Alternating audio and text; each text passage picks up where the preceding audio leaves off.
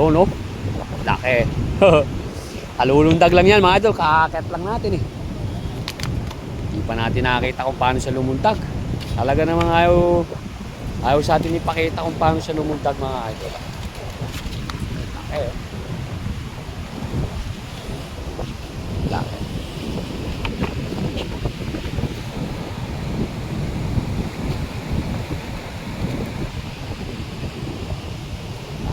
Laki.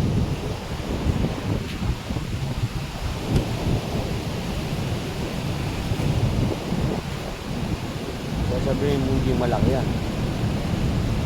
Ganda ng pabiyayan. Biyay mga idol. Laki. Dami yan huli mga idol. Baka nakaka isang sakong bimik na yan mga yan. Yan kasi mga idol sa kumukulo na yan. Parang kumukulo na yan. Yan, dyan sila nang gagaling. Lumilipad sila dyan. Bulundag.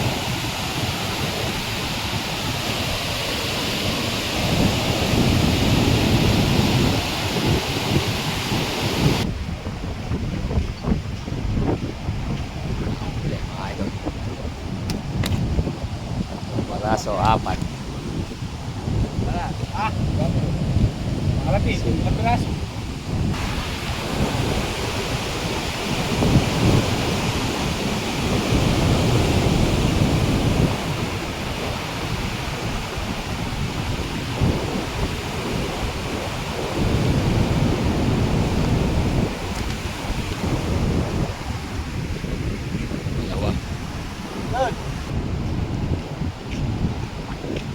Mga idol, papakita ko sa inyo yung huli nila mga idol ha.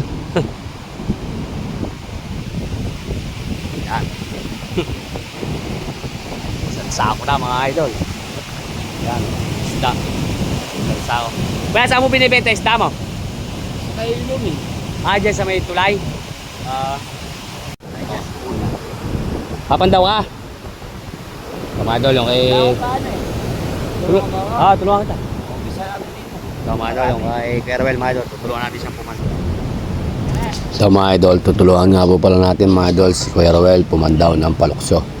Yan, medyo may kabigatan din po kasi mga idol ang pag-aangat nito. Kaya minsan kahit nagsusolo siya, kinakaya niya na pagka wala siyang nakikitang katulong.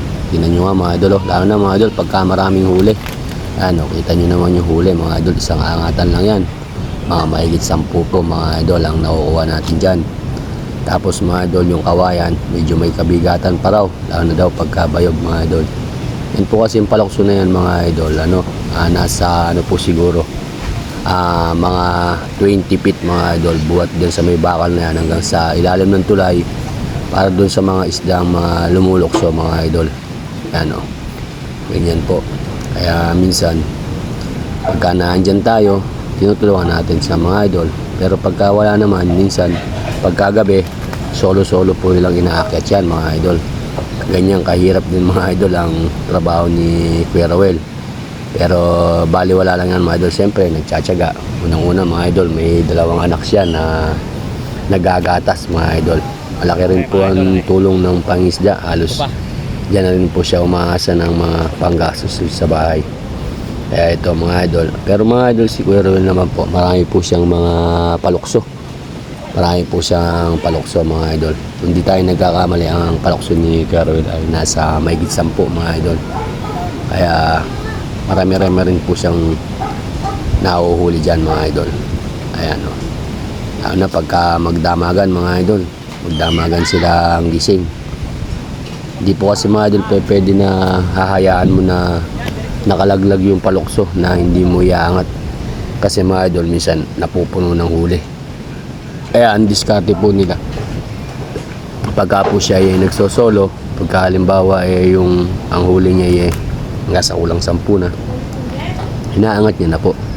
Ganun naman, mabigat yan mga idol. Kung di ako nagkakamali siguro, baka mga kulang 5 di pa yan ng haba niya. Tapos yung lalim mga 20 feet. Kaya medyo may kabigatan din po.